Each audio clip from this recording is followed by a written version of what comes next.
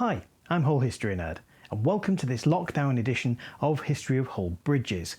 And we're going to be taking a look at one of Hull's most historic river crossings, North Bridge.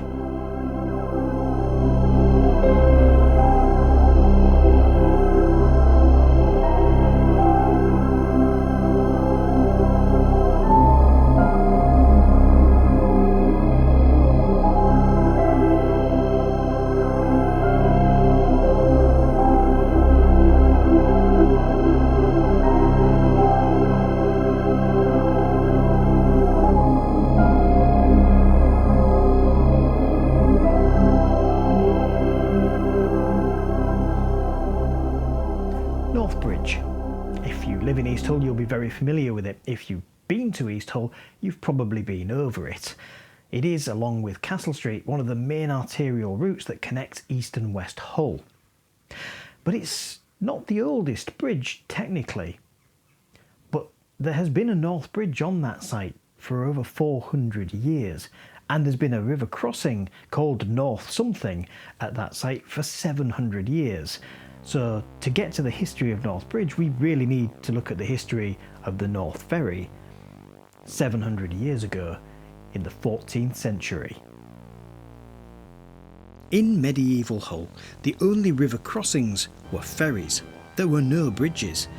There were quite a few ferries, including Stone Ferry, where the modern Ferry Lane bridges exist today at the end of Clough Road, and a ferry at Drypool, owned by John de Sutton.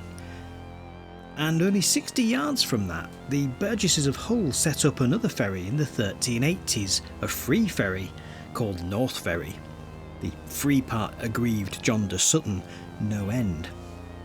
And it was named North Ferry because it crossed the river just outside the north gate of the town walls. Whilst it seems not necessarily to have been the most busy of the ferries, its site was nonetheless the place chosen by Henry VIII in the 1540s to build the very first actual bridge across the River Hull, primarily to service his new castle and garrison which had been built on the east bank.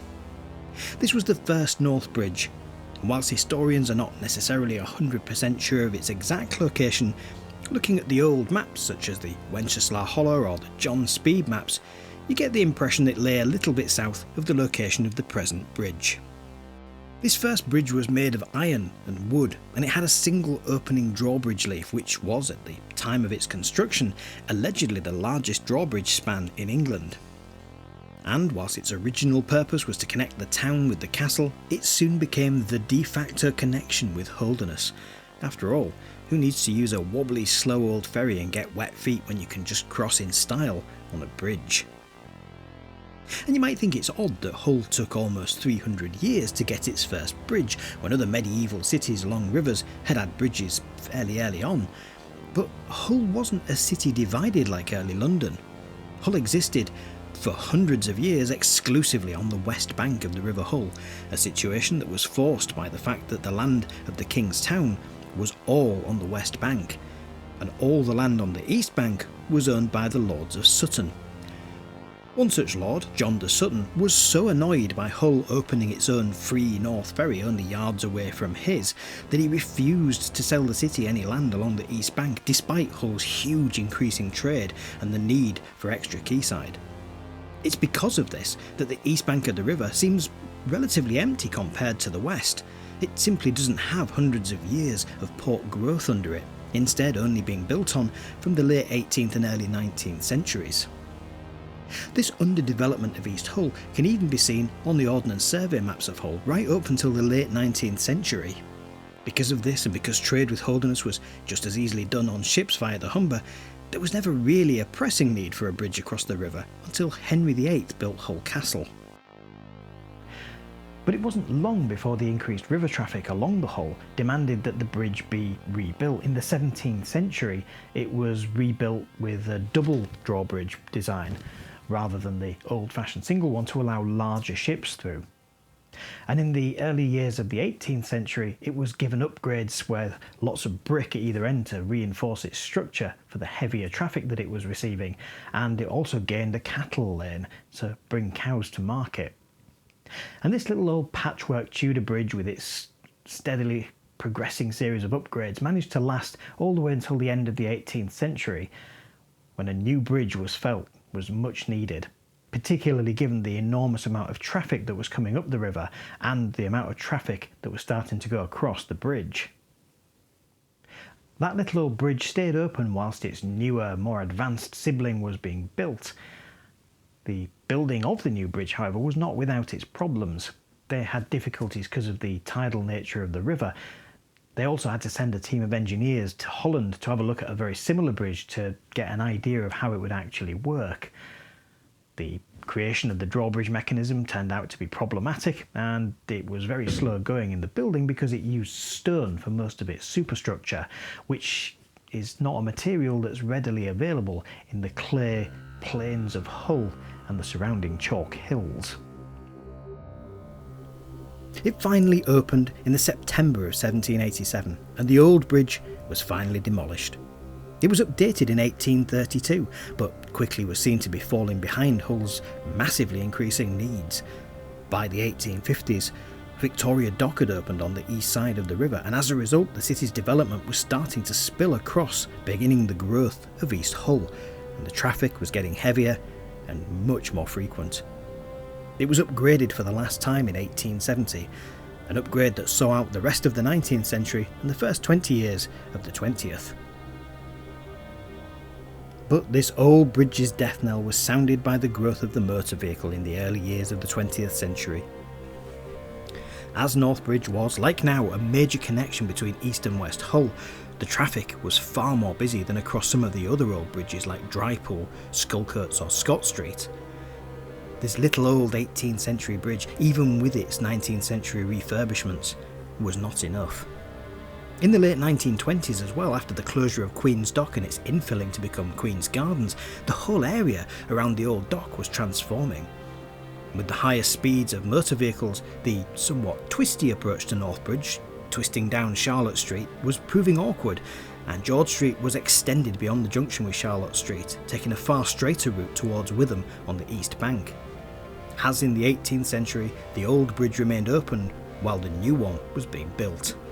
And even today, you can still see the ghost of the old bridge in the street layout, with Charlotte Street still heading eastward to the bank of the river, and the tiny cobbled stub of Great Union Street that linked to it on the west bank, these days just used as a car park by local businesses.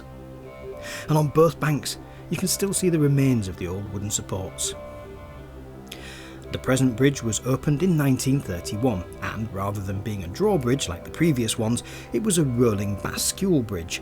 Now, a bascule bridge has a roadway with one end on a pivot, and the other side of the pivot has a counterweight that weighs slightly more than the roadway.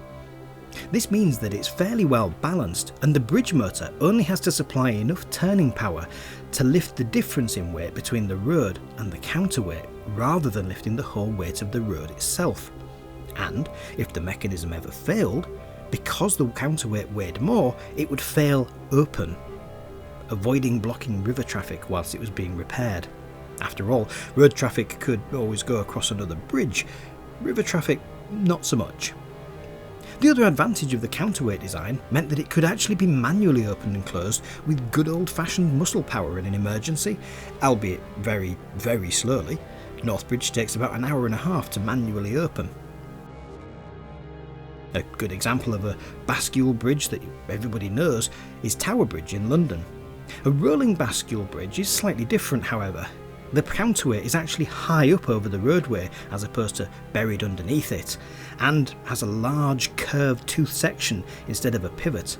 The whole idea being that the counterweight would, when the brakes are released, simply roll the roadway up into the air using its own curved superstructure instead of a vulnerable stress point like a pivot. The counterweight of North Bridge can be seen suspended above the road on the east side of the bridge, and its tanks are filled with fluid so the weight can be tweaked if necessary. This particular design of bridge actually proved really popular in Hull, with Sutton Road Bridge opening a few years later in 1939 with an almost identical, if somewhat smaller design, and the new Drypool Bridge that opened 30 years later still looks like North Bridge's younger doppelganger. So, to this day, North Bridge remains one of the most important crossings on the River Hull.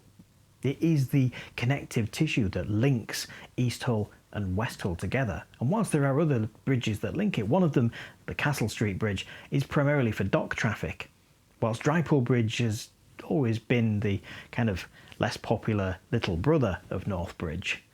North Bridge is still the one where the bulk of the traffic goes over. And whilst it's had occasional reliability problems in the past, I seem to remember a few occasions when I was a child when it was closed for repairs, it's still reliable enough that it's still in operation today and it's never been replaced. It's still there. It still links the two halves of the city in the same way that the crossings on that site have done for almost all of Hull's history, all the way back to North Ferry in the 14th century. So when you cross that bridge, bear in mind, it's a historic place. And it was the first ever place where people of Hull decided that they wanted to get to the other side.